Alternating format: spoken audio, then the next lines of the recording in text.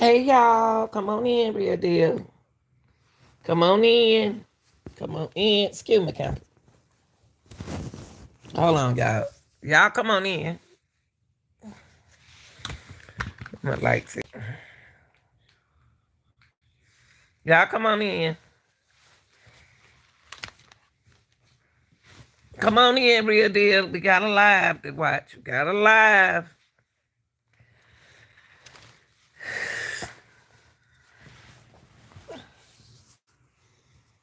Let's come on in, y'all.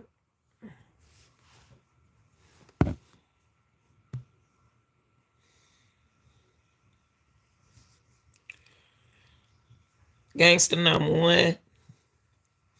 Slime number one. These boys already done did that time. These boys old now. They were young when they did this crime, y'all. Y'all come on in. We're gonna watch and react to Young Thug YSL. Rico, if I can get one mod in here. Yeah, y'all come on in. You all are welcome. You all, we do not discriminate. We do not discriminate. Come on in. Y'all come on in. All right, night crawlers. Shot caller. There go my boy. I don't care what nobody say about him. He already done did that time. Them boys already done did that time for that mess. They were little boys. These boys grown men now. They were little boys when all that stuff happened. They already did the time. I'm trying to tell y'all. Trying to tell y'all. Y'all ain't listening. Y'all come on in. Come on in, real deal. Wake up now. Okay, right here you looking at Master Young Thug. He don't do all that stuff. They don't do all that stuff no more. That was then, y'all. These little boys. If y'all go back and look at these little boys when they were young. When they was young, they did all this stuff. They already done did that time. I don't even know why we here in this Rico. I really don't. I really don't. I really don't understand why. Hold on for a minute, y'all. Hold on. And that boy back there, he got his head down. They must told him why he was locked up, keep his head down, because he ain't held that head up since he got his head knocked out. That right there. That's the one got beat up in jail. Shame. They in jail and still fighting. Oh, Lord, have mercy, Jesus. Y'all come on in. Come on in, real deal. All my them late nights we gonna do Young Thug trial. I overslept. I did overslept sometime. That ain't happened. So we right now is in trial number 34. We in trial number 34. I really like how Young Thug don't got his rest. He used to be a thug out there in the street. All them used to be thugging. They don't got old now. They don't got old now. Can't run like they used to.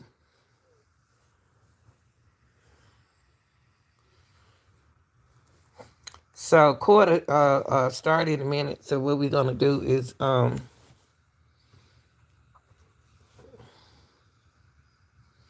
wait until it gets started.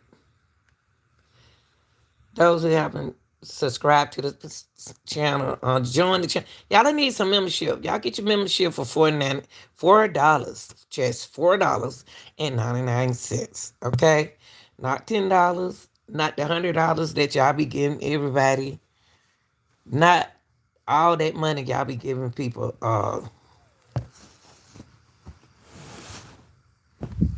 I put all that other stuff for cash outs and stuff. No, I said $4.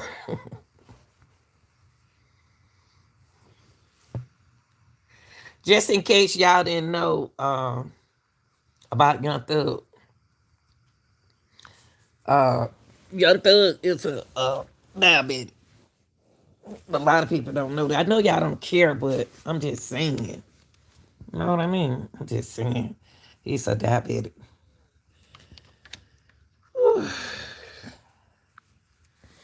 So we went on them to get it together.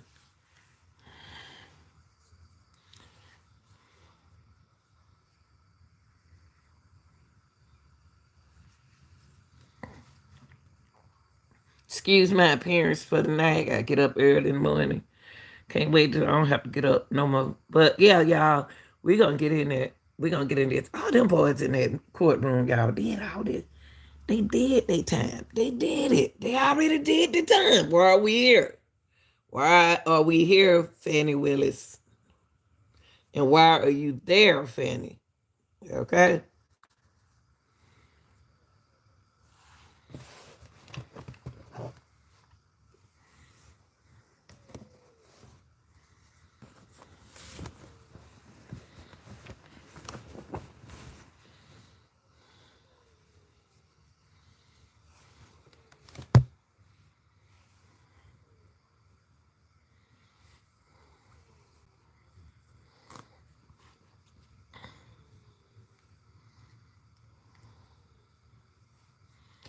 How's everybody doing? How's everybody doing? Hope everybody doing okay. Uh Friday almost here, y'all. We almost there. We almost there. Okay? We almost there. 572. Here we go. Mr. Stillwell, Mr. Botts, Mr. Shark, good morning, gentlemen. All right. Mr. Williams, Mr. Steele, Mr. Adams, and Ms. Renard, good morning. All right, Mr. Kendrick and Ms. Hingerty, good morning. Jenny, all right, Mr. Huey and Mr. Campbell, right? Senior, good morning. Mr. Nichols, Mr. Harvey, Ms. Westmoreland, good morning. Hold on, guys. Mr. Ryan and Ms. D. Williams, good morning. All right.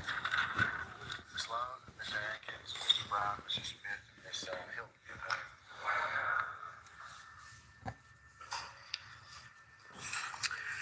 All right, Sergeant Ingram, all our jurors are present?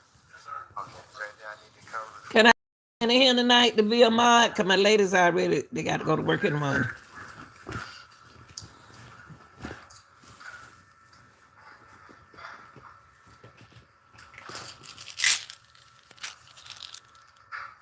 Mr. Steele. Your Honor, would you consider a continuing objection? The state is objecting on cross-examination, oftentimes to, and I'm quoting, facts not in evidence. I researched that. That has only been used in closing argument and a hypothetical. So these are not hypothetical. So if it's okay with the court, can we have a continuing objection to any ruling sustaining that type of objection? I'm not inclined to do that because there are circumstances where predicate facts have not been introduced before the fact finder, and that objection would be valid. And then, okay. So I have to rule upon it on a case-by-case basis because I'm listening to the testimony as well. So I like Mr. Steele. It is a valid objection. If you have an examination that either inserts facts that haven't been established yet, or you haven't, by agreement, agreed to those facts yet. Hold on for 1 second. But I'm talking about cross-examining. I'm not saying it's not at times, but if I'm cross-examining someone and I say, is Ms. Jones outside? Something that may not be perfect, but where Ms. Porter outside, Keith Adams said that, the Honorable Keith Adams. And the objection, I believe, was sustained to facts not in evidence. And if I'm wrong, I'm just giving an example then.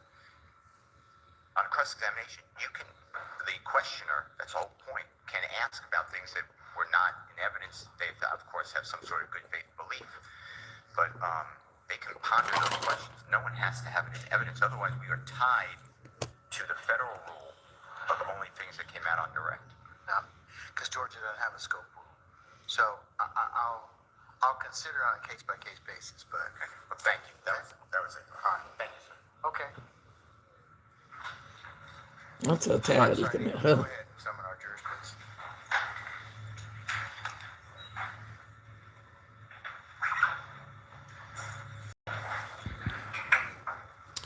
Okay, right now the jury coming in. The jury coming in. Okay. This is Young Thug for all my new subscribers who've been following up, a new subscriber who just started following me with the case. Young Thug uh, had a group called Slime. He don't got old now. He was young. They were young, a little 16-year-old boy running Cleveland Avenue. So tonight, what are we doing the reaction? If they come up with places where they talk about where they did any kind of have any kind of evidence, I'll look it up and show y'all. Okay? He's the one, y'all, they jumped down while he was in jail. He all right now. They put a scar on him. I don't know what he did. I think because he just looked like he mean, but he just looked like that. You know how folks' face is. You know, it just is what it is. That's a handsome boy right there. All these boys were 16, 15, 14. Now they grown. They 30 something. They nice, handsome young men, got kids, and they don't rolled up. So, and they did the time. Look at them, all them handsome now. So,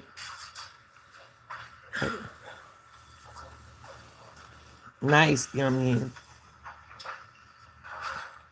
They were just young and dumb at the end.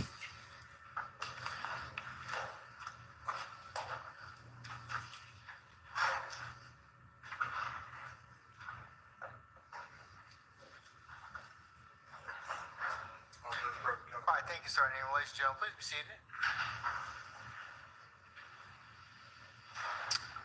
All right, ladies and gentlemen, jury, good morning. All right. Without further delay, we're going to go ahead and continue with the presentation of the state's case. All right, counsel, call your next witness.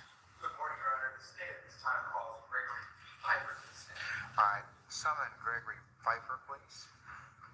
Must be a detective. I wonder what he is. Okay, he didn't say Detective Gregory. Oh, Lord, him? Jesus. Mr. Pfeiffer, good morning, sir. Can you please go ahead and face Sergeant Ingram and be sworn as a witness, please? Yes, sir. It's going to be a long one today. My name is Gregory Pfeiffer. Gregory Pfeffer.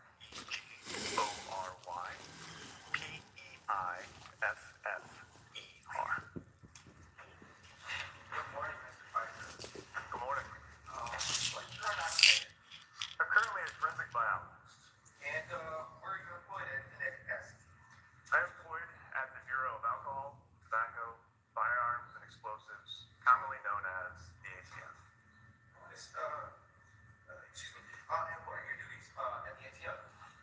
My duties at the ATF are to be a forensic biologist, which means to process evidence as it relates to ATF incidents, to analyze evidence for DNA, to generate reports, and to testify in court. And have you worked in any other capacity prior to your employment with the ATF? Prior to my employment with the ATF, between 2012 and 2015, I was employed by the Georgia Bureau of Investigation. Yeah, I'm going to skip this a little bit. I'm going to skip it to here, okay? I don't like to hear all this stuff. I want to get to the real nitty-gritty. It's a match. And how do you determine whether a DNA profile and a known sample are suitable for comparison? Start with known samples. Determine whether or not a known sample is suitable for comparison. It needs to meet the expectation. Known sample should be a single source DNA profile. If I receive a known sample and there's indication there's 2 or 3 people involved in that sample, I'm not going to use it any further. I'm going to make that not suitable for comparison because it is not a single person as expected. Looking at evidence samples to determine whether or not an evidence sample is suitable for comparison. There's a list of protocols within the laboratory as governed by the 2 accrediting bodies that we previously discussed. As long as the DNA profile meets the requirements of the laboratory, if we're able to determine the number of contributors that are contributing DNA to the sample, if we're able to use our interpretation protocols, our flow charts, if they are flow charts, to determine whether or not you can pull a major contributor or pull one sample out from a larger mixture component. That, through training and experience and the laboratory's protocols, is how you end up determining whether or not a sample is suitable for comparison. How long that take? How many days to get And that? are the procedures and analysis that you have given the jury understanding of something that is generally accepted within the scientific community? They are. And are the procedures that you describe reliable and reproducible? They are. And did you follow these procedures for the case that you're currently here to testify on? I did. Your Honor, at this time, the state now wants to qualify Mr. Gregory Piper as an expert in the fields of forensic biology and DNA examination based upon his background, training, and experience, as so testified. Okay. All right, anybody else wish to go out of the witness? Okay. The court will designate Mr. Pfeiffer as an expert in the area of forensic biology and DNA testing. Okay. Mr. Pfeiffer, during your employment with the GBI, were you required to produce reports? Yes, as a standard practice of my position is to analyze evidence and issue reports to that analysis. And did you prepare one for this case that you're here to talk about? Yes, sir. I have now, that's what has been previously provided. States Exhibits 143 Charlie, States 143 Charlie Alpha. He's a forensic biologist.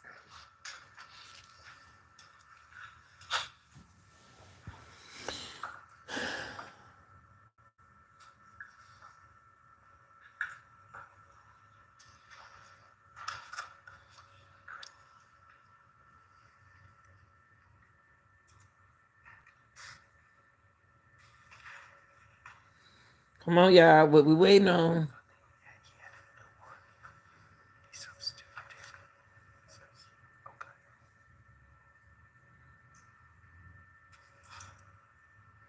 Man, so slow.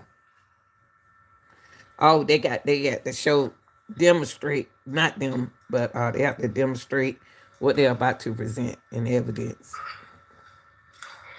Prosecutors. Now, approaching the witness, Your Honor, with your permission, States Exhibits 143 Charlie and 143 Charlie Alpha. You may, sir. Thank you. Mr. Pfeiffer, sir, with States 143 Charlie, what about the candidate?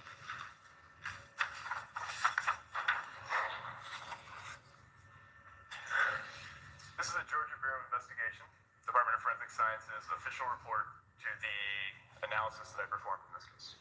And how do you know it? Well, I can see the header of the report that has the DOFS case number listed at the top, including my name, title, and signature at the end of the report. What is States 143 Charlie Alpha?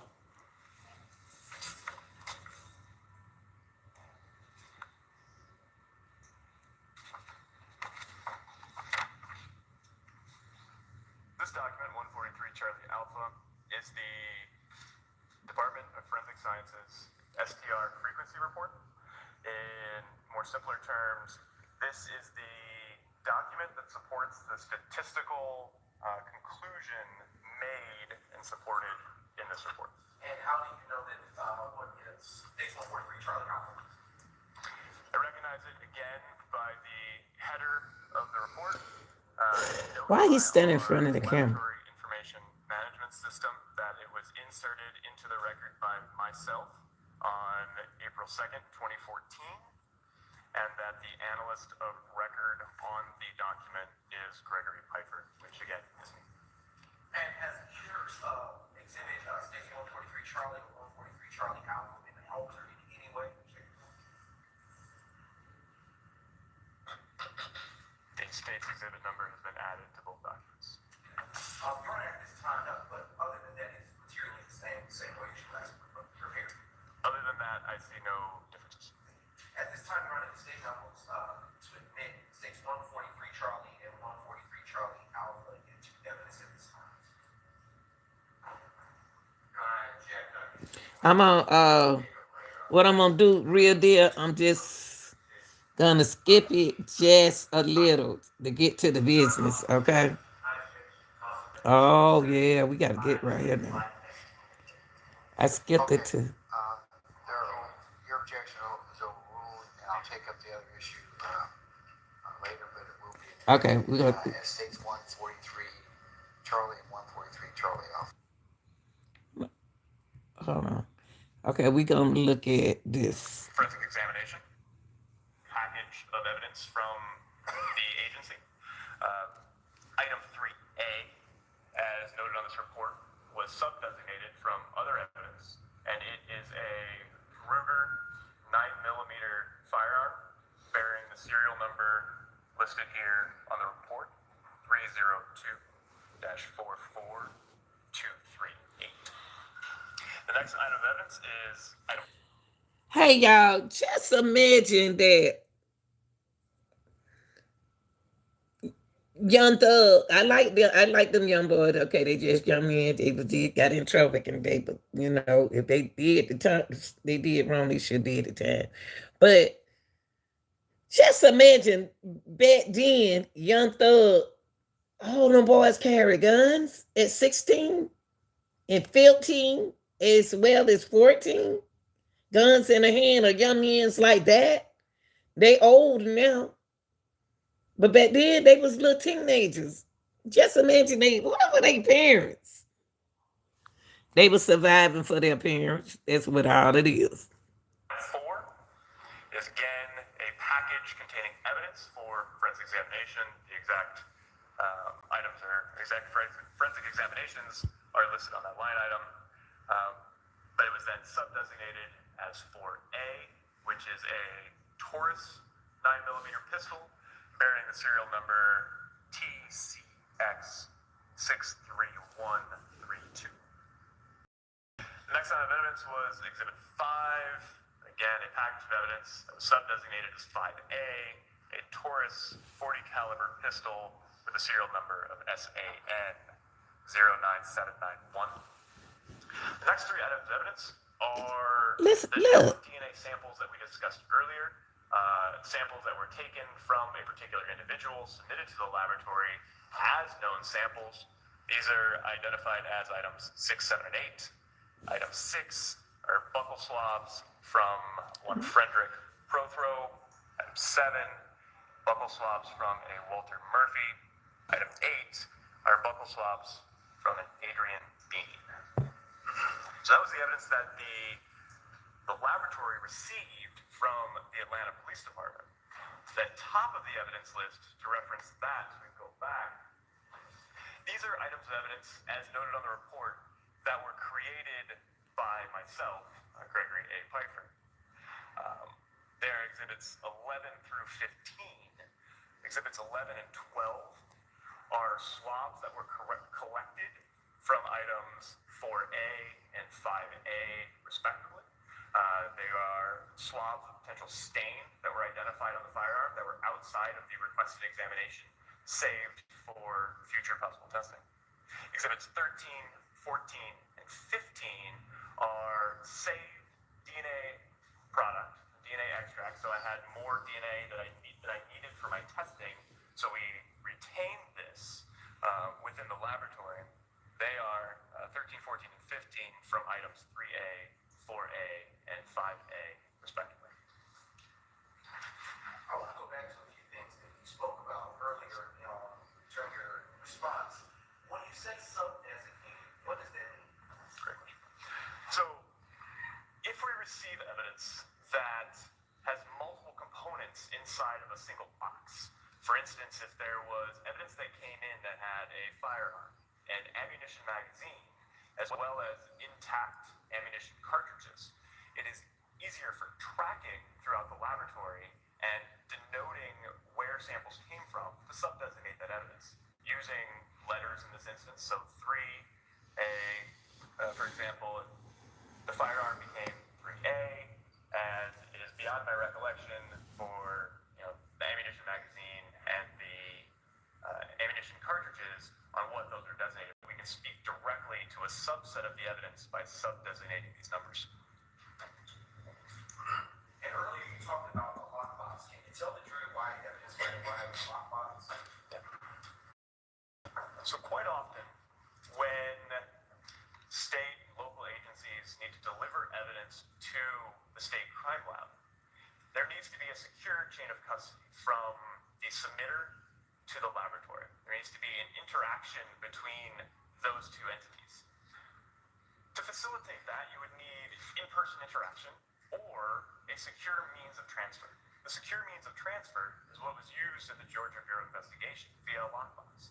The submitting agency can show up at the crime lab, access through a secure door, access a secure locker, submit the evidence to the laboratory, make the request for what forensic examinations they need to do, place it into that lockbox. Once it is closed, it is only then accessible to the laboratory. That maintains that chain of custody that they put it in, and the only people that can get it out are the crime lab. We then, once we get the evidence, enter it into evidence within a case System. number. In this case, we Yeah. discussed the case number. Computer, I meant to say. Earlier, you described that you received this evidence that you tested here from the Atlanta Police Department. It was based on your report from who requested testing of this evidence that you analyzed. Referencing the report is a D. Quinn that requested this examination. Are there any subjects that were associated with this report? Referencing the report, there are 4 individuals listed in the case individual section. 3 of them are denoted as subjects: an Adrian Bean, Frederick. Prothro, a Walter Murphy, and then there's one designated as victim, E. Robeson-EL. Why he close his eyes like that? You stated that, if you'll scroll down just ever so slightly, thank you. Right. Earlier, you stated that you created certain evidence numbers or evidence within this report that is referenced. Can you tell the truth why that was? So any product of my examination needs to be tracked for a chain of custody. Just like all evidence, we need to maintain the chain of custody to provide integrity. In this case, the DNA extracts that I generated, again, I did my 5-6-step process: DNA collection, extraction through profile development. If I didn't use all of the DNA, if I didn't consume the sample to generate my DNA profile, I have evidence left over at that point. I have extracted DNA that could be saved for potential retesting in the future. With that, I then create within our laboratory information management system an item of evidence, a tracking number for that evidence. Same goes for exhibits 11 and 12, the swabbing of those 2 stains on items 4A and 5A. I took swabs that I did not use in my testing, and those need to be tracked throughout our system for potential use at a later time. That's why those were all entered as new evidence or created by me through my testing process. And is that something that you would routinely do throughout your time at the GBI if the occasion should arise? Yes. Okay, what I'm gonna do, y'all, I'm gonna skip it a little bit. Generate some. Hold on for a minute. Okay, he's about to read something. 145 Charlie, 149 Charlie into evidence at this time. Any objection to states 145 through 149 Charlie? Yes, Your Honor. Basis. There's no foundation, but the prosecutor promised me they call off the record, so I'm okay with letting it in with that condition, and that's what the prosecutor told me to do. Right? All right. Hey, Shelley! Objection at this point in time, subject to. Thought you was asleep. Yeah. And so stage 1 Yeah. 145 through 149 are may be published as usual. Shelly, you heard you heard what that person called me earlier. You heard what that person called me earlier. We was on the early live. For clarity, What I tell y'all? What I tell y'all? to open this, I do not know what is inside of this. For evidence integrity, I don't have a clean surface. I'm not wearing proper PPE, so I will open. Just want to open it with that. Oh Lord. Yes, listen, please. Yes, sir. Y'all, this is a piece of evidence he's opened up evidence. There's one more envelope inside of that envelope. And if you would just be as kind as just open it and look inside without putting it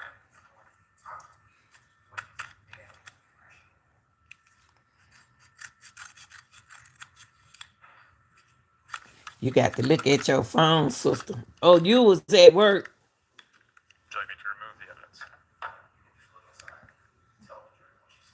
Yes. So inside this package, there are cotton swabs similar to the Q-tips we discussed earlier. They came from the facility, honey. Locked in, and these are the buccal samples from identified as Walter Murphy.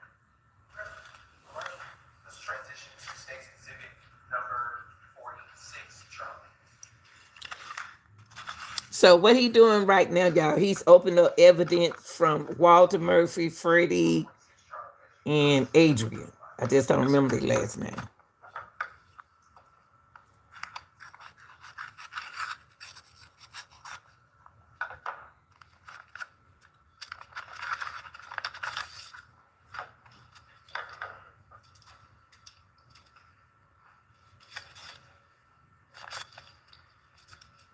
Y'all see how they sealed the evidence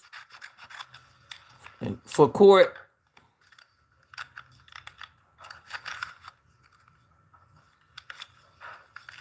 The evidence inside this package is the same. They're wooden stick cotton swabs. Quantity appears to be 4. Cannot confirm based on taking it out. But it is evidence tape sealed. My initials and date listed as from Adrian Bean.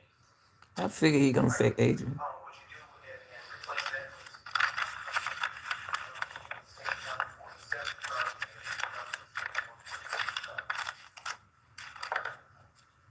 147, Charlie. Yes, sir.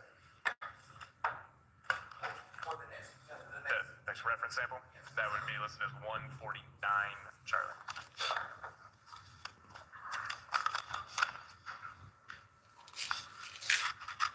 Boy, just imagine all those evidence when they was like 15 years old, 16. Now they in their 30s.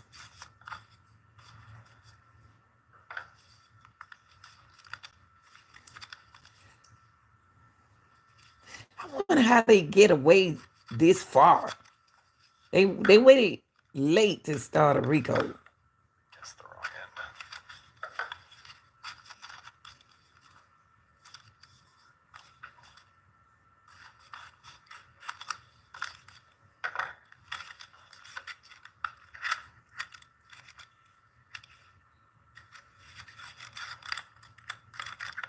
This evidence also contains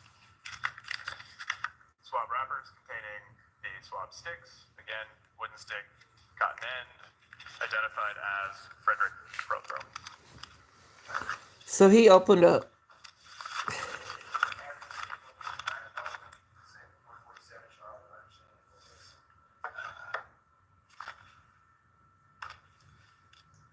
I have never done this, but I would recommend against opening this on stand as it will compromise the integrity of the evidence for future testing. Your Honor, I believe we could, Open it up. You don't open up everything else. as such, provide requires no objection. Open it up. You don't open up everything else. Not open it. So I'm gonna follow his direction, okay? So, He said he don't want to open it. okay, all right. So All right, I'm gonna reclaim these exhibits from you. That works. All right. He said, look, homeboy said, I'm not opening that. or in another space and let everybody look at it. I could if you provide me some bleach, a mask, a lab coat, brand new gloves, proper PPE, or either in the court or outside. I would be happy to open it. Okay, all right. Protocol your instructions. I think we'll defer for the time. Smart young man. All right. And I am now going to approach with the state's, with the assistance of Deputy Ingram, State's Exhibit 140. He said, y'all gonna give me some bleach.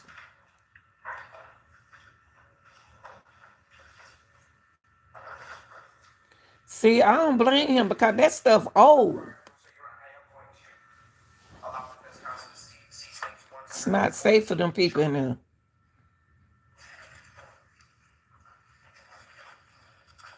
Oh, that's the gun. That's the nine. I wonder if that's the 9 millimeter.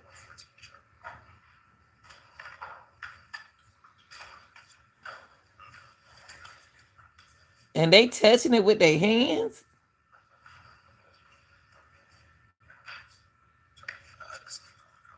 They need on gloves. They shouldn't be able to touch that evidence with their hands.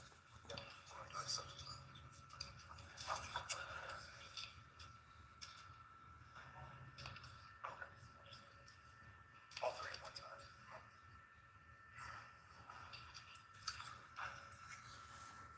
Okay. I am going to show defense counsel as well as state. I'm going to show you what has been previously marked as state 115, Charlie. It must be a 30 millimeter. I think the other one's a 30 millimeter. What he say? Was that a 30 millimeter? I think. This is part of the evidence, y'all, that they are processing with the forensic dude.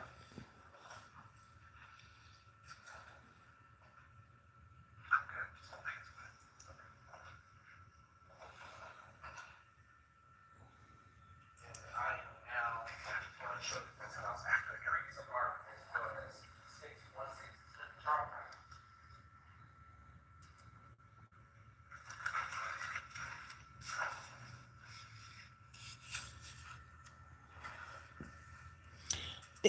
Just imagine. Look what they showing. These pistols, y'all, ammunition, weapons. Young men when they was 15, teenagers. How they get this stuff in their hands?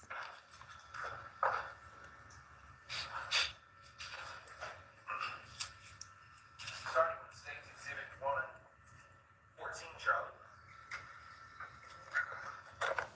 Take a moment and tell me what you are at. I just had.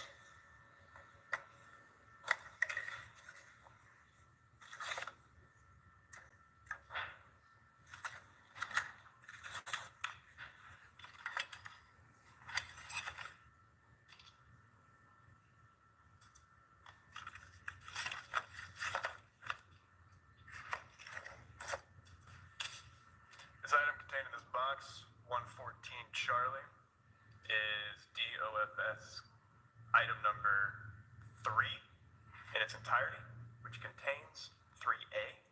I recognize this based on the DOFS case number written on the sticker, my initials, and date across the evidence tape on the box. Bless you.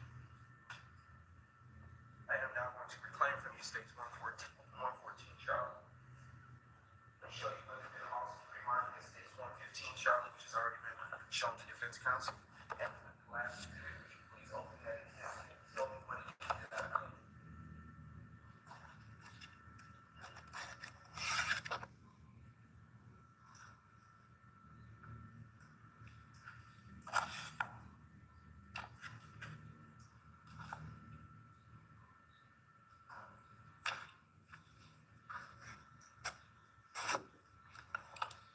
And what have I just handed you?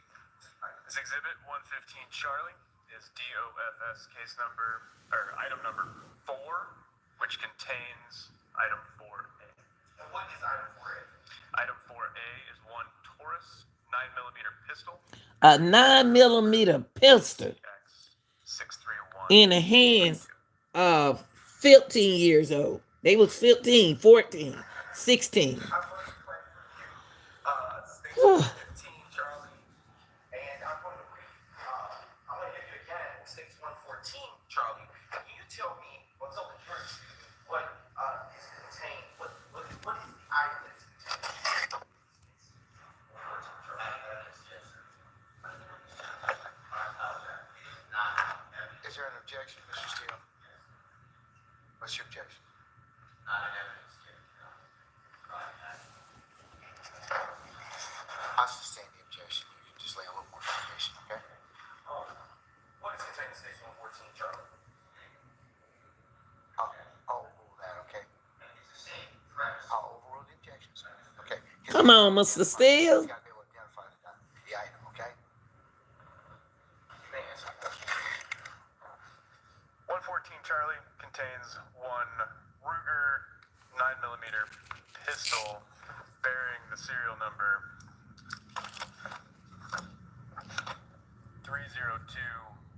302-44238, Wow. along with the rest of item 3. And does it, the box that I'm handing you also contain a serial number that pertains to your report? This box has the DOFS case number on the DOFS case sticker, as well as my initials and date that I sealed the box. And as I'll ask you a question, is 114, Charlie, which I reclaimed from you, also one of the items that you tested, took a sample from? I took a sample from 114 Charlie. Did you also take a sample from stage 115, Charlie? This is item 114 Charlie. 115, Charlie, correct? Yes, I did also sample from 115 Charlie, which was discussed earlier as the Taurus 9mm. All right. And I am now going to show you what I had previously marked as stage 116, Charlie. And as with the prior exam, I'm going to ask you to again, and after you've done so, what you can take therein, but go ahead and tell me what's in it.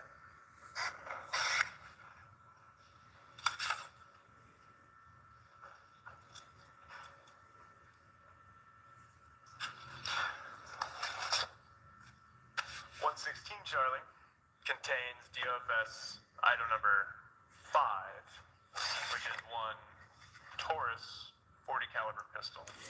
Yeah, me. All three of them had. SAN 09791. All of them had a pistol.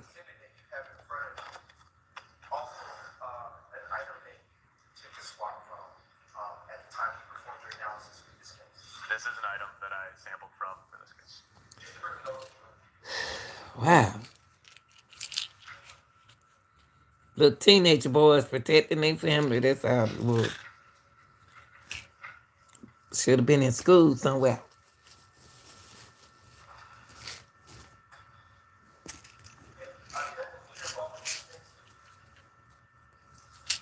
The DNA testing of this evidence concludes the involvement with this case. Yes, sir.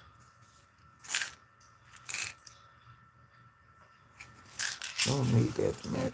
At this time, Your Honor, the state counsel submitted in evidence stage 114 Charlie, 115 Charlie, 116 Charlie.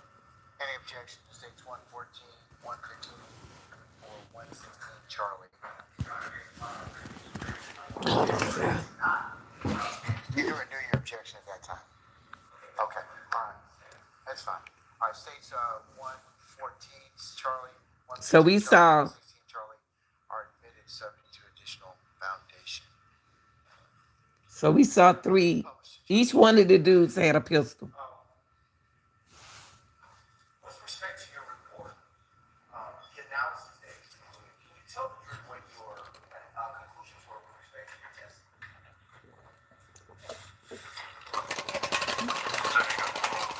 Testing in response. Item by item.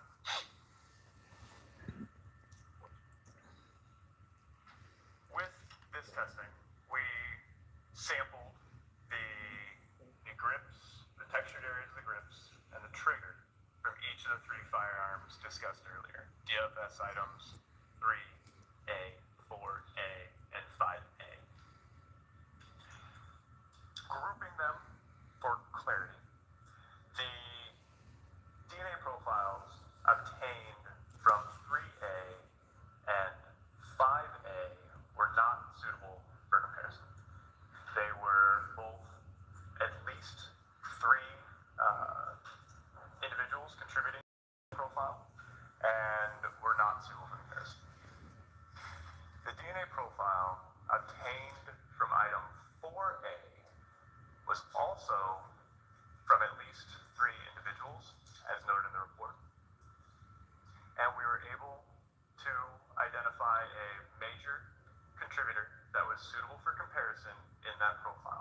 Within the report, this is identified as the first DNA profile. It is a profile that is suitable for comparison. The other components of that mixture, persons 2 and 3, were not suitable for comparison, so we didn't draw any conclusions or any comparisons to those components.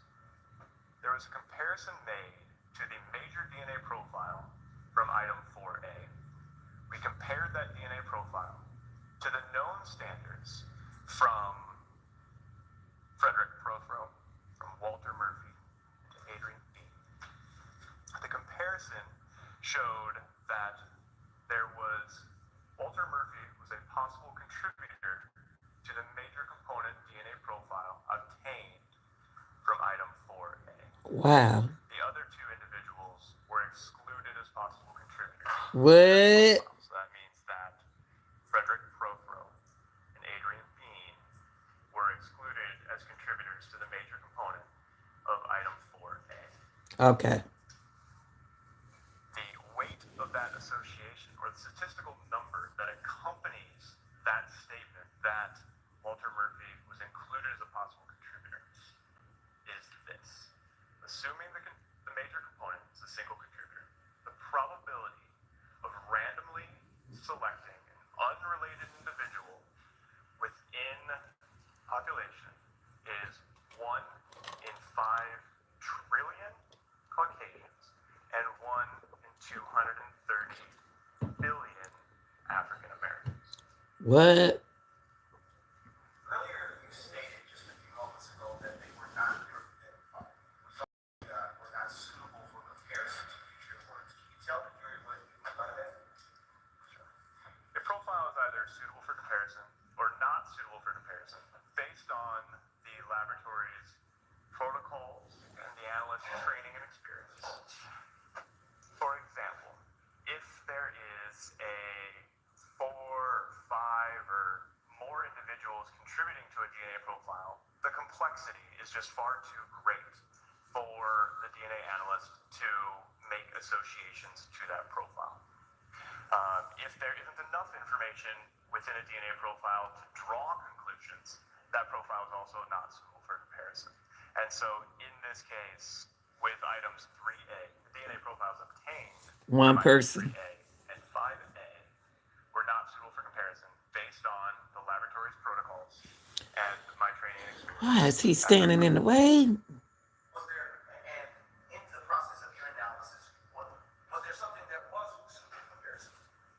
Yes. A major component from item 4A was suitable for comparison based on the laboratory's protocols at that time. Okay. And what was the result of that comparison analysis? The result of that comparison is that we compared the DNA profile obtained from the major component of 4A to the 3 known individuals submitted in this case. Frederick Prothero and Adrian Bean were excluded as possible contributors. Okay. Walter. Walter Murphy was included as a Ooh possible wee. contributor to that major component, given the statistics stated earlier. How were you able to say that there were 3 contributors to the mixtures on the submissions of 3A and 5A? Based on the information that we have of how DNA works, we get half from our mother, half from our father. And if you remember, there are locations of DNA. The DNA you obtain from your mom, the DNA you obtain from your dad are both going to show up. I wish he'll move. And so at each location of DNA, I have an expectation for a single individual that at most I'm going to see 2 peaks, right? One from mom, one from dad. As more individuals contribute to a DNA sample, I'm going to see more peaks. If I see 4, expectation of 2 individuals. If I see 6, expectations of 3, continues on with that level. Knowing that it isn't always that simple because there could be stacking of similar DNA types between individuals or within the same individual if you receive the same DNA type from your mother. So I have a question. That is part of the protocols. Now, this the question I want to know. This the question I want to ask. So he said if you get the DNA from the mother and the father, but the mother and father, where he get the DNA from the mother and father, because mother and father wasn't around. So where did he get the DNA to determine that that was Walter? You see what I mean? I'm just asking the question. This is what he said. Experience to be able to interpret the DNA profile. But looking at the number of peaks and the relation of the peaks in those DNA profiles, we were able to determine that it was at least 3 individuals contributing to those samples. And Mr. Pfeiffer, excuse me, did that conclude your involvement with this case? Yes, sir. At this time, Your Honor, I am reclaiming State's Exhibits 116 and standing down first defense ready for cross-examination. Okay. Ladies and gentlemen, we want to take a cover break first? Okay, all right. They take more break. Counselors, we're going to be in recess for about maybe 5-10 minutes. They take more breaks than anybody. But y'all understand what I said from what he just said. I'm gonna skip it. So the way he just explained to y'all right then that it was I think he described 2 pistols. I thought he said 3. It was a Walter, Adrian, and what he said the other boy name was. Anyway, he excluded Adrian and Freddie. He excluded them, but he got more DNA and whatever that other stuff he was saying from Walter. So Walter is highly, I'm skipping it, y'all. Walter has more evidence involved than they do. I guess that's what I'm just average. No, I'm afraid. Okay, y'all, I'm skipping it. Okay.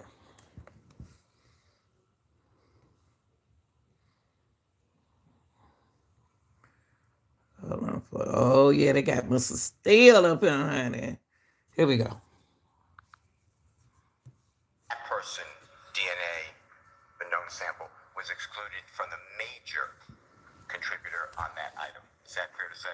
Yes, from the component of the mixture that I was able to draw comparisons to, Mr. Adrian Bean was also excluded. Does not mean that Mr. Bean was not on that firearm, but we're talking about the major component. True?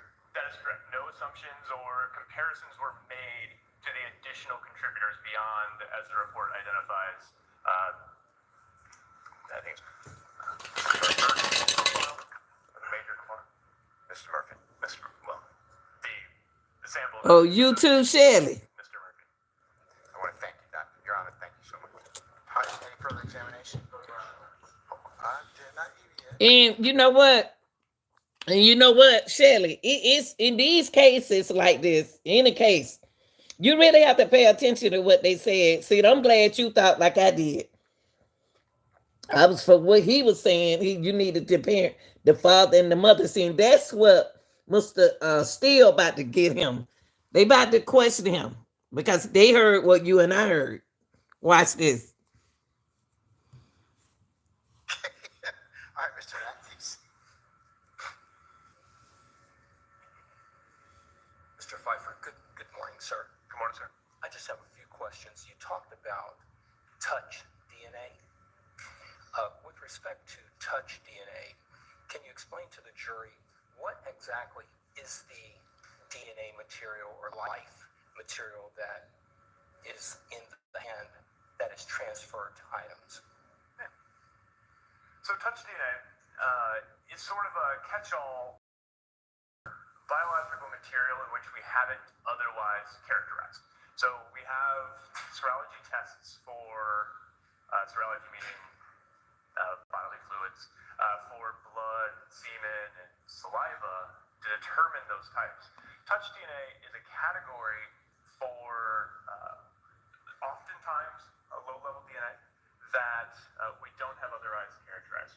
Most often when touch DNA is used as a term, it truly means because something was touched. And so to answer specifically the question, what is it?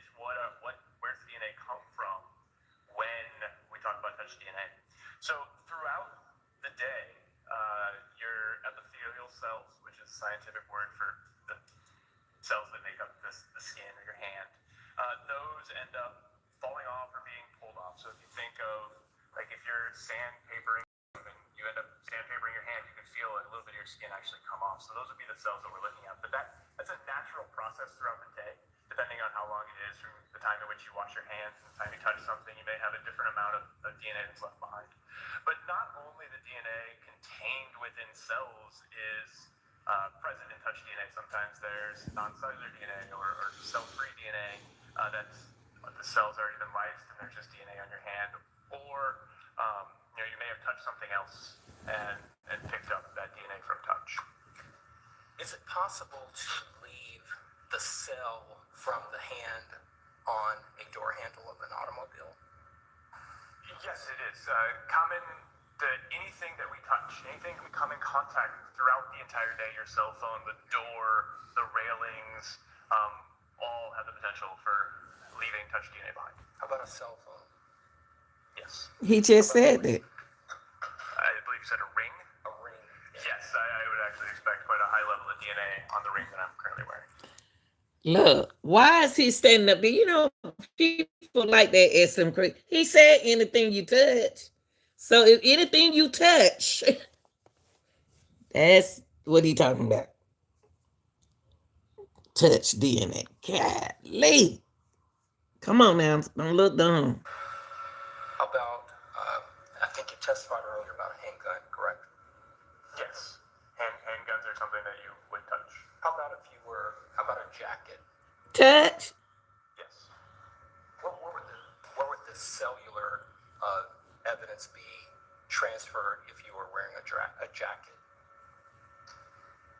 So we talked specifically about touch DNA from your hand, but the entire human body is covered in epithelium. Your entire body is covered in skin. And so when we talk about skin or epithelial cells, touch DNA cells, if you will, coming off your hand, any part of your body. So the collar of my shirt is rubbing up against my neck. I am depositing DNA from myself onto my clothing, my jacket, my pants, my wrist, touching them.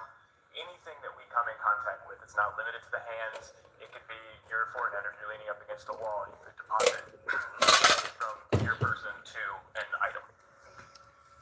Thank you, Mr. Pfeiffer. No further questions. Yes, sir. Anyone else? Any redirect? Y'all let that man go home. He did an outstanding job. All right. May Dr. Pfeiffer be permanently and temporarily excused as a witness. All right, Dr. Pfeiffer, thank you for your patience with us. I'm going to permanently excuse you as a witness. You're free to go about your usual duties and avocation. Just don't discuss your testimony with anybody except the attorneys in this case, okay? He just educated me. Thank you very much. All right. He just educated me with what we talking about the hand. Everybody got that little thing on their hand. State and representative from the defense, can I get you to come up, please? Anything you touch, it's a touch DNA. Anything that the skin contact with is DNA. It got your DNA on anything your skin. He said touch. I done learned a lot from him, honey. From instinct. But y'all, right now they are communicating with the judge. I don't know who's going to be the next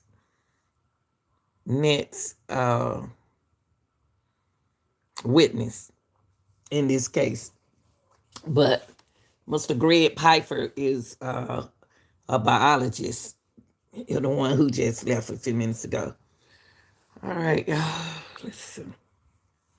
I hope y'all enjoying the trial. I don't learn a lot, but the only thing I got to say now is my thing is this. This is a Rico case, okay?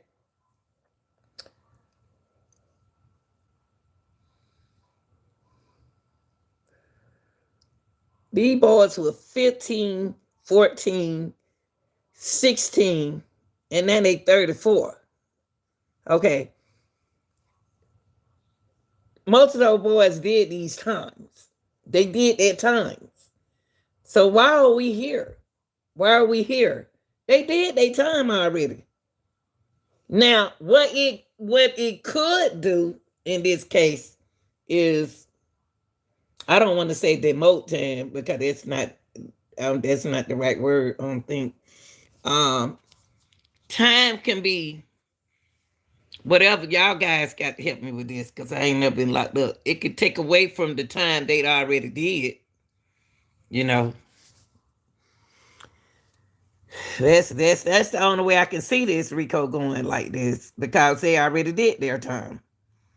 Either what they it also could happen. They can add time if they come up logically with more heavy evidence. But y'all, we ain't got halfway in the case yet because you got a lot of witnesses coming in. This case gonna get good, y'all. So what we're doing is catching it now.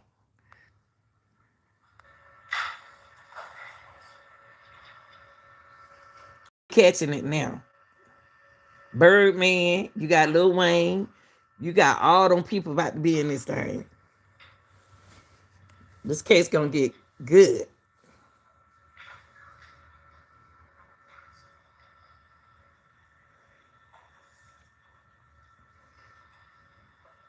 I always wanted to know how was this case, how was they going to do the Rico, and now I see how they doing it. You know, the lady sitting over there,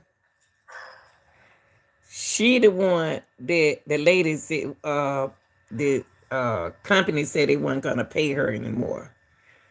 If they pay her, she won't be making the same amount of money they making. And she was kind of upset about that. She didn't want to do the case anymore. But the judge wouldn't let her go.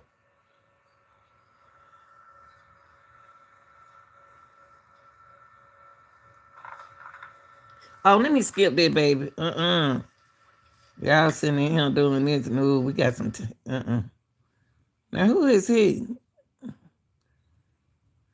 Maricela. How did you know her? I dated her. And when did y'all first meet? Couldn't tell you. Yeah, I was 18, 2008. See, he was 18. And back in 2013, did y'all have a relationship then? Yes, Were you all dating at that point? I believe so, yes. And was she ever a student anywhere? Yeah, she was a student in Kennesaw. And when she was a student at Kennesaw, in 2013, where did she live? I was bouncing around. I didn't really have a house. I was staying at her place sometimes. I lived in Dawn sometimes with some friends. Sorry. Yes. Sometimes I'd stay in Dawn. Sometimes I would stay with her. Sometimes with friends. I was kind of bouncing around. Sometimes in my truck. Understood. And did she live near where she was going to school? I believe she lived at the school. And did she ever have a car back then? She did have a car. What kind of car was it? It was a red car. I don't remember. Hold on, y'all. Let me see who is she. Let me see who is she he's speaking of. Let me take it back a little bit. Let me find out who is she. I don't know who he talking about.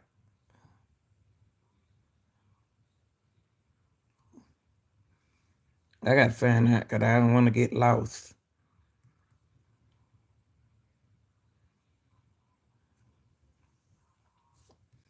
Let me kind of just tell you where we are and let you know kind of the plan, the way ahead. I'd like to be able to delay our lunch just a little bit so we can take a witness, but the trade-off is that we're going to recess for the day after that particular witness, depending upon the length. Okay. So, all right, Mr. Nava Flores. Good afternoon, sir. Sir, if you would please approach the witness stand. Once you get there, before you sit down, if you would turn and face Sergeant Ingram to be sworn as a witness, please. Stand up, please. Okay, there you go. All right. Swear first, that's what you make true, no true, nothing true. Sir. That's it. Speak, spell your first last name. It's Eduardo Nava, EduardoNava. Good morning, sir. Good morning. Did you know or did you used to know Miss Marcella Cisneros? Maricela. How did you know her? I dated her. And when did y'all first meet? Couldn't tell you. Marcella. 2007, 8. And back in 2013, did y'all have a relationship then? Yes. Were you all dating at that point? Yes, she was a student in Kennesaw. And when she was a student at Kennesaw, where did, in 2013, where did she live? I was bouncing around. I didn't really have a house. I was staying at her place sometimes. I lived in Dalton sometimes with some friends. Sorry. Yes. Sometimes I'd stay in Dalton. Sometimes I would stay with her. Sometimes with friends. I was kind of bouncing around. Sometimes in my truck.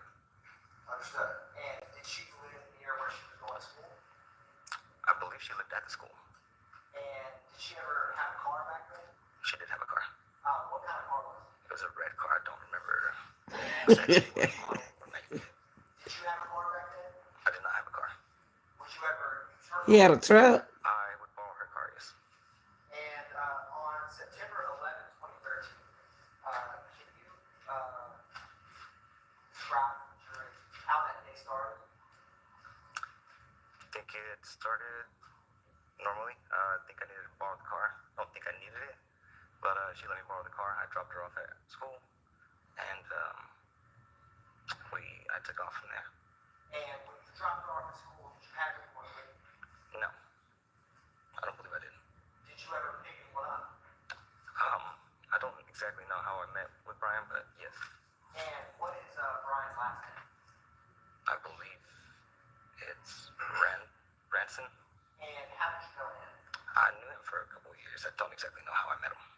And did he end up in her car driving? Yes, we ended up in the same car. We think we were headed towards the mall. And where was that mall? I don't exactly know. In general, was it in Atlanta, outside Atlanta? Don't exactly know what the outskirts of Atlanta are or is Atlanta. I consider Kennesaw Atlanta, so obviously I'm wrong on that. That's fair. Did you have to travel far from Kennesaw area to get to that mall?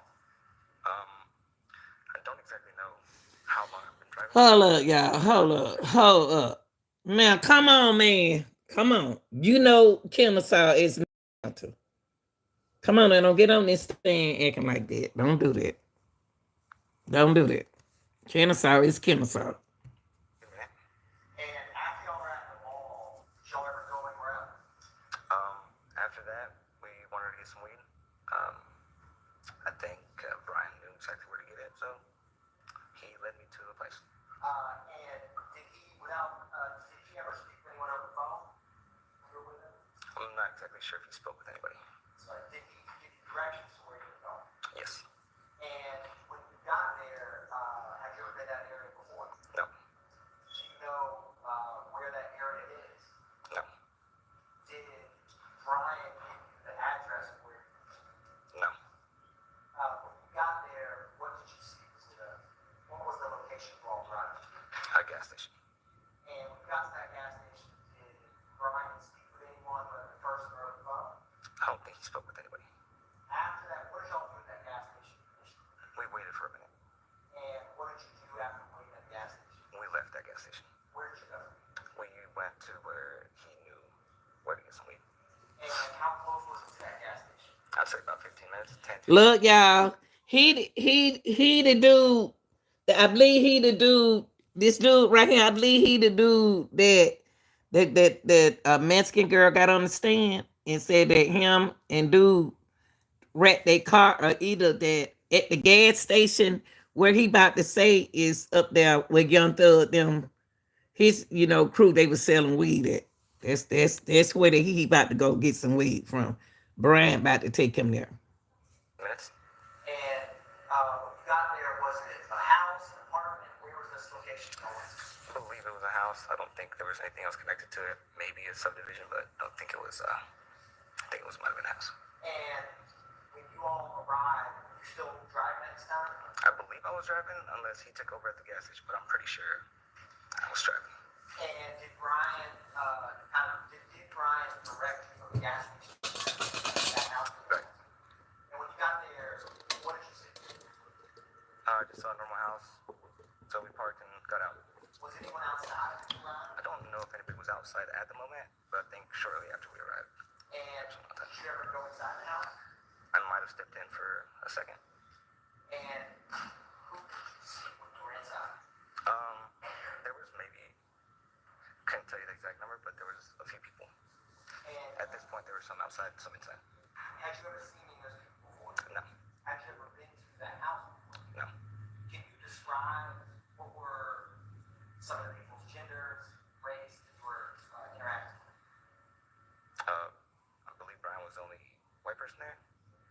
Mexican. I don't believe there was any Mexicans there. There were some black people there. And were you speaking with anyone there? Was Brian speaking with anyone there? Brian was speaking with them. I didn't say a word while I was there. And while you were there, why did you not say a word? I was unfamiliar. I didn't know the people. Were you, after, how long were you all there, roughly?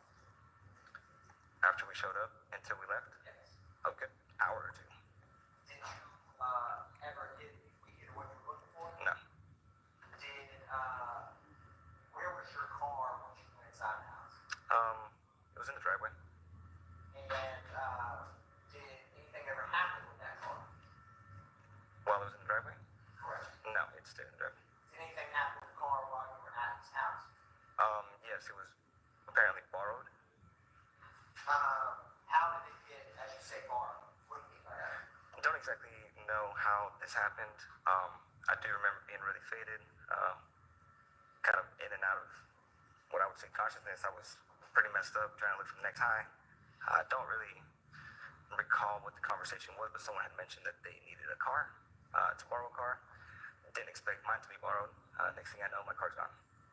And you said you were faded. What were you using back then? Everything under the sun. And was Brian using it along with you? Yes. And did you all use it before you got to the house? I might have. I don't exactly know what he was on, but I was a regular pill addict. Understood. And when are you clean today? Yes. And do you recall on that specific day what drugs you may have used before? I couldn't tell you exactly what I was on. I would do whatever I had in the cabinet that morning. Understood. And did you where were you? In the car, I believe. And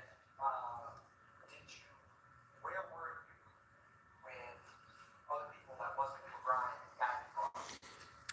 If I'm not mistaken, I was on the.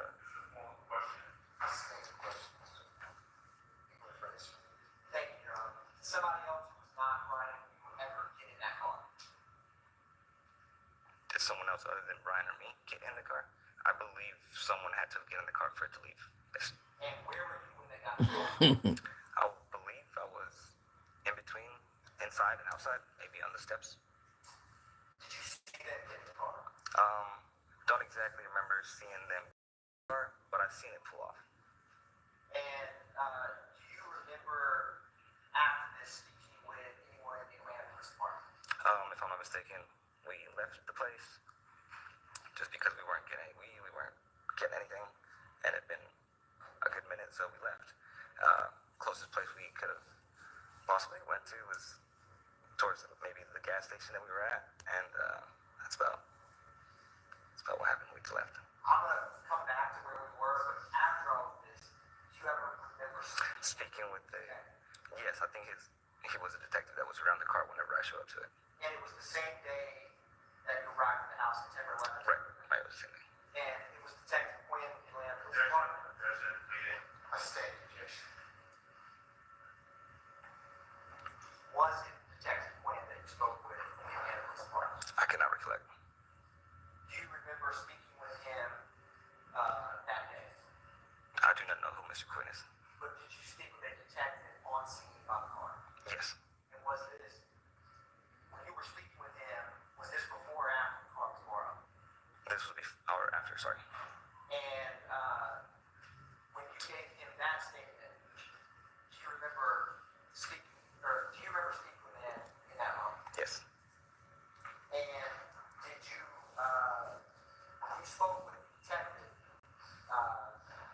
do you remember, or did you tell him, what happened that day, fresh in your memory, you spoke with him that moment? At that point, I think I was just saying anything to get myself out of trouble. I was really scared of getting in trouble for buying weed. So I was fabricating a lot of things. Wow. Anyone else? Did you speak with anyone else other than the detective? I think there was a bunch of news cameras there that I spoke to. I think I might have been on the news. Spoke with him? Yeah. Don't forget, y'all, he was 18 then. Completely different than what I had told the detective. Can you describe Brian the person that you lent the car to?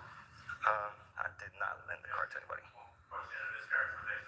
say, could you please stop stating your objections?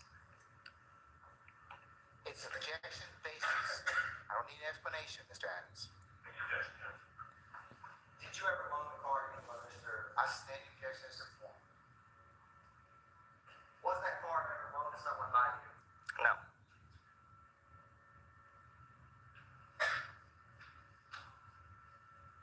Did you ever give the keys to Brian? I don't believe I handed him the keys.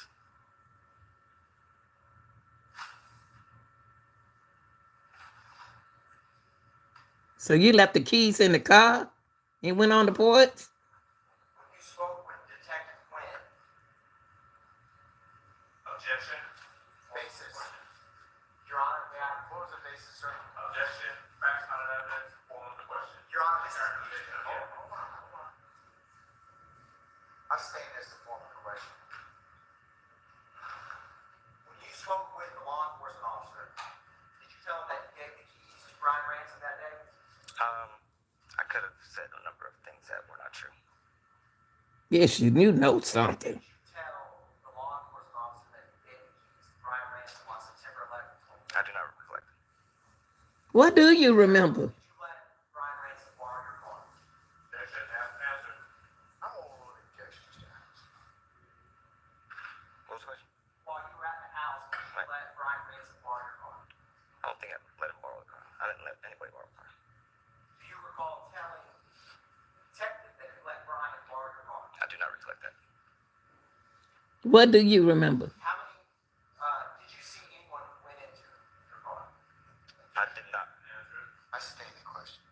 Do you recall telling Detective Quinn that you saw 4 black males get in that car? Objection. Assumes facts not an evidence. I'll overrule that, sir. I do not recollect anybody getting in the car.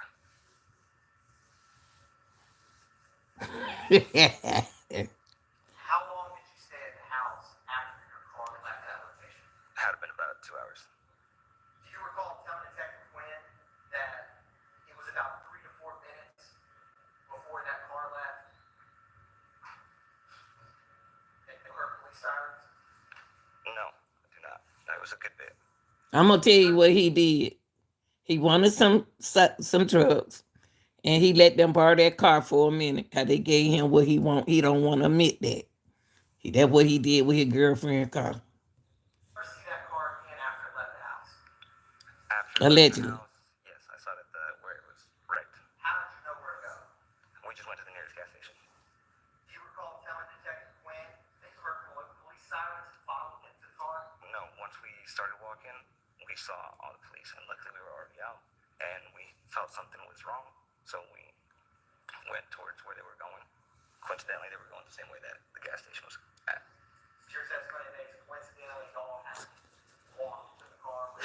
I gotta skip him, The y'all. gas station that was nearest, and that's where the police. Of Atlanta, you don't know where. Right. Okay. Y'all go to a gas station. True. True. Y'all meet up with someone at the gas station. I'm not exactly sure if we met up with anybody at the gas station after the mall. I think we just stayed there and stalled. Maybe my understanding was that we didn't know where we were going. Okay. Could have possibly been that we were going one place and he switched it up on me.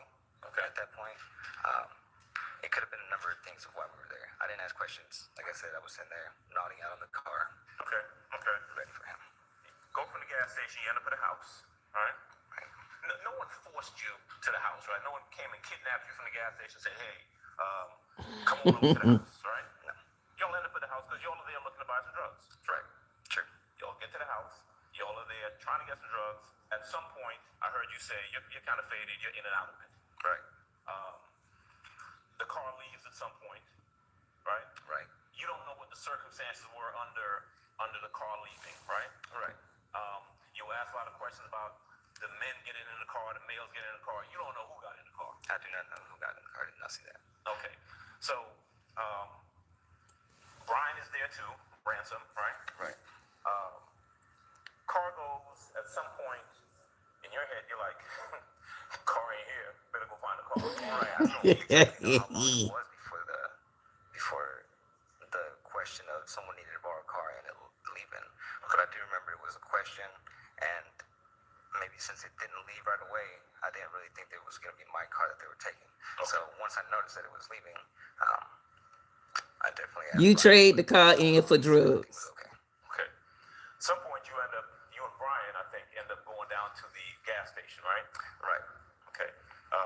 Car's wrecked. Car sold. Okay. At some point after that, now obviously you're there and you're like, I got to tell Marcel. That's probably possibly my main worry at that point. Okay. Because you got her car. Right. Her car's been wrecked. Right. You're on some part of town. You don't know where you're at. Right. Okay. She doesn't like my drug use. It's not gonna like why I was there. Okay. And at some point, you end up speaking to law enforcement. Right. Right? Your main concern at that point is trying to not get in trouble for being high and out driving around, right? Right. Being at some location trying to buy drugs, right? True. Being at some location taking drugs, right? You end up, in your words, lying to the police officers or whatever detective investigator was you spoke to, right? Basically, I was stretching the truth and not being very truthful with my words. Okay. I think you said you were going to tell him anything you could at that point to get out of trouble. At that point, yeah. All right. So whether it was, someone took the car at the gas station or someone stole the car from some location. Yep, that's what you said. In the house, whatever it was you needed to say, you were going to tell law enforcement at that point. True. And you did. All right. True. Okay. Yeah. Now, at some point, did Maricela have to come and pick you up, or did you make it back up to where she was? No, I think I had called her and she came pick me up in her friend's car. Okay. I think her friend was with her. She came to get her baby. About, after you spoke to the law enforcement officers, right? By the time you get done talking to them, there's a couple things that you have done. True, you have been out buying drugs, right? Right. And you have given a false statement to the police that they appear to know is false, right? True. Okay. Were you? Objection, Your Honor, basis. He said that they know it's false. What's the basis? Speculation, Your Honor. At any point after, this is September the 11th of 2013, at any point after that day or after that day, did anyone ever come back and charge you with either purchasing or attempting to purchase or purchasing drugs? No. Did anyone, any APD, detective, investigator, DA, anything, come back and charge you with giving a false statement to the police? No. They didn't know. Charge you any sort of Rico racketeering charge for any of that stuff? No. Basis. Relevant. That ain't relevant. I'm gonna say irrelevant. He lied on them just to get out of trouble. Sounds like you were in a bad place back then. Yes, sir. Things better? A lot, sir. Thankfully. Until this came up again. All right. Listen, I appreciate it. That's all I have. Thank you, Judge. Any other examination? Oh, hold on, Mr. Atkins. Yes, Your Honor. All right. You, Mr. Brown, He- very eager today. All right, come on. Man, let them boys go. Everybody lied. The witness lied, police lied, Rico lied. Good afternoon, sir. Good afternoon. Just a couple questions for you. My name's Max Shard. To your recollection, when you arrived at the scene where the car was, did you observe any individuals lying on the ground? Did you see anyone who had been shot? I did not see a person that had been shot. I'd seen a lot of blood. You saw blood. Was that by the car? It was by the car. Okay. How many, you said you spoke to law enforcement. Did you understand that person to be a detective or just a police officer? By the way they're dressed, without a badge, or maybe a badge is not visible, with a suit like yours, I thought he was a detective. So this gentleman was in a suit, and it was a male? Yes. Okay, and you only spoke to one police officer? I believe there was more than one. That you spoke to? I believe so. Okay. The gentleman in the suit, is that the person who erased your original statement from their recorder? Yes. Okay. And I know that you said that you don't recall that gentleman's name. Right. Okay. Do you recall what that gentleman looked like? No. Do you recall the race of that gentleman? I believe he was black. Okay. You said he was African American? Yes. Okay. Was there anything else you recall about the way that gentleman looked? The gentleman that erased your original statement? Do not recollect how he looked. Was there any other law enforcement, to your recollection, that recorded any statements? On that day? Yes. No. So it was just one? I believe so. Unless the camera that was there before asking questions, that was part of the news. But it was briefly 2 seconds before the detective got to me and then crossed me over the yellow line. And it was the same gentleman that took your statement, right, that erased your original statement? Right. Okay. Thank you. I have nothing further. Anybody else? Mr. Matthews. Yeah, Lee. Lied on them boys. Good afternoon, sir. Good afternoon. Just one or two questions. You remember when the prosecutors asked you moments ago whether anyone in this courtroom was present when you talked to law enforcement back on that day? Right. You remember saying no, correct? Right. And has anyone in this courtroom pressured you or coerced you to get up here and testify as you have this afternoon? No. Okay. Thank you. No further questions. Anyone else? All right, redirect. Thank you, Your Honor. Sir, on cross-examination, you were asked if you don't know the circumstances of the car. Remember that? The circumstances of how that's right. And on cross, you were asked again, you don't know who got in the car. Right. That? And on cross, you were also asked, you don't know anything about this situation, right? The situation, which situation? You were asked that. Objection, Your Honor, these are all asked to answer. I'm gonna sustain the objection on other grounds, so it's all leading. So is your witness on redirect? Yes, Your Honor.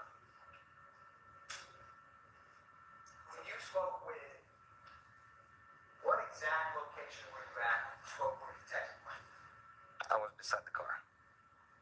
Is that the intersection of Macon Drive and Cleveland? Do you know? I do not know. Is your birthday February 10th, 1990? No. What's your birthday? February 2nd, 1990. Did you tell the detective when your birthday was February 10th? He 31, 30. Absolutely not. He 32 now. No, that I did not. No, he 33 or 32. When you started recording, on the recording, Detective Quinn told you just walked up, right? No, I waved him down because he was walking around the car. There was a yellow tape all the way around it. Maybe. God, they waited too late to do this. Away from it. The whole parking lot of whatever establishment was there that it wrecked into had yellow tape all over it. I stood at the yellow tape, kind of yelled at him a couple times. He turned around, didn't pay attention, yelled at him again. Said, "That's my car." He came up and asked me the questions. And what was the main reason that you walked up to him? Because we were trying to leave the situation and possibly find my car. I was tired of being there, not getting any weed, and my girlfriend had to be picked up soon. So I was hoping that we could do something. Sometimes maybe get to the gas station and ask for a ride from someone just to get back home or something. And did you ever see a wrecker or a tow truck talking to Detective Quinn? No. Did you ever hear the sound of a wrecker or a tow truck talking to Detective Quinn? No. Of an actual tow truck? Something hitting the wrecked Nissan up off the ground. No, it was still definitely up against the building. So your testimony today, when you were talking to Detective Quinn, there was no tow truck or wrecker moving that Nissan. No. Do you remember if the detective asked you who you gave the car to? I do not recall what he was asking. Did he ask you that?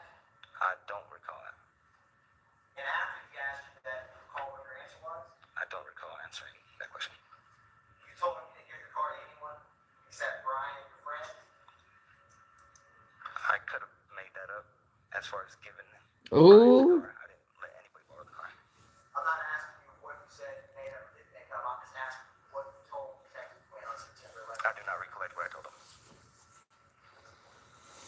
Boy, you need to be in. Ooh, you lied. You supposed to be locked up. Sir,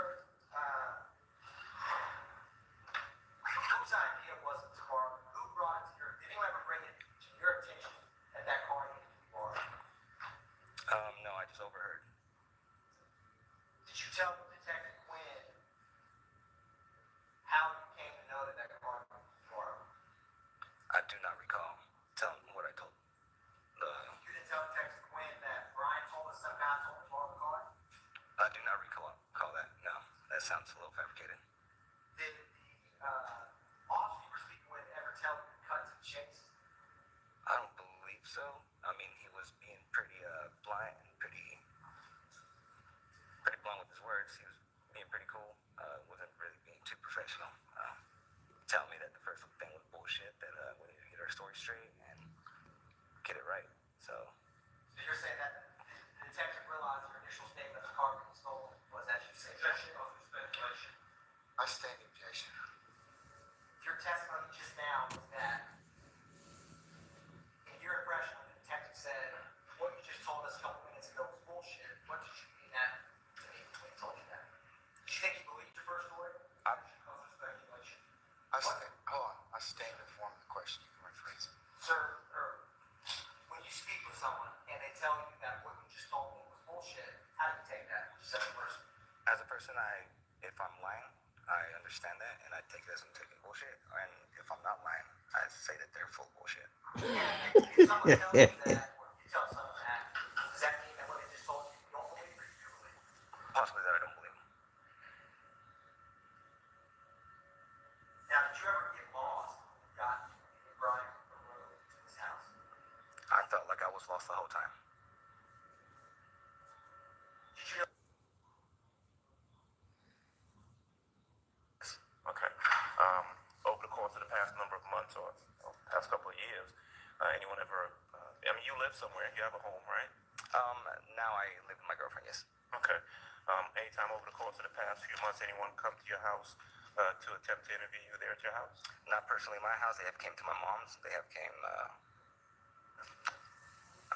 they've called my brother. I don't believe they've came to my work yet, but I think that was what they said they would do. Okay. All right. I did ask you a question a little while ago, right, about whether at the end of your statement interview you said something to the detective or investigator, whoever it was, about whether everything you said is the absolute truth or something like that, right? Right. Your response, if I heard you correctly, was if you did say that, it wasn't true, right? Right. You told, in your words, at least 3 different stories about what happened that day. Yes. It was clear that a lot of things that you told the detective, a lot of things that the DA was asking you about, whether you said to the detective, just wasn't true, right? Right. Okay. He falsified information.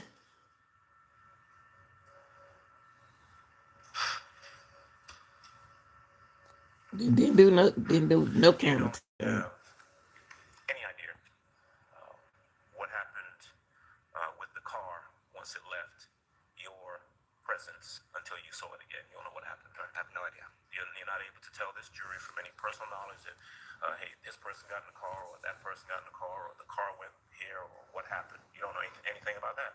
No, it was just all what I was being told. You know what, y'all? I got to say something. If he said he didn't tell the truth. He made up something. What is the truth? If he made up everything else, what's the truth? Why don't he just now tell the truth? He made up a lie, so he know who was in his car. He need to tell the truth. I don't know how he got away with this. You had the car, and then at some point later on, you saw the car was wrecked, right? Right. Oh my God. Thank you, sir. Mr. Short, anything? No, Your Honor. All right, Mr. Matthews. No, Your Honor. Thank you. All right. Anything further, Mr. Atkins? No, Your Honor. This witness can't be carways. All right.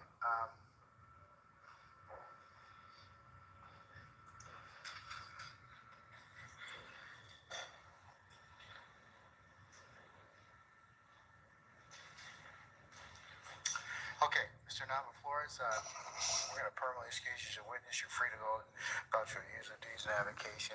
Just don't discuss your testimony with anybody except the attorneys in this case, okay? I think he's the last witness for today, y'all. All right.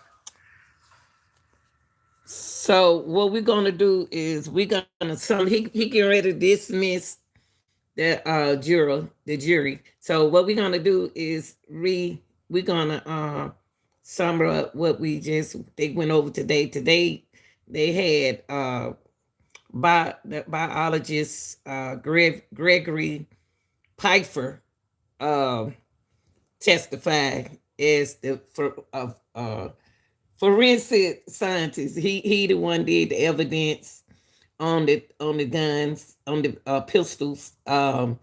He got the main evidence on the DNA on the not did he call it something else, was Walter. So that was the early part. And they talked about the cover hand. What they talked about, whatever you touch with your hand, he describes it as evidence. Because we on our fingers, we have that little thing. If you look at your finger, your fingerprint, this thing on your finger. Anyway, so also we had a witness just testified that he lied to the police. He didn't know who was driving his car, and he knew who was driving his car. So that was the end of day 32. So I appreciate y'all watching. Tomorrow, Friday. Thanks for keeping up. Let's try to keep the same people on this case right now. Okay, y'all like, share, and subscribe. Appreciate y'all being here tonight. I'm out of here.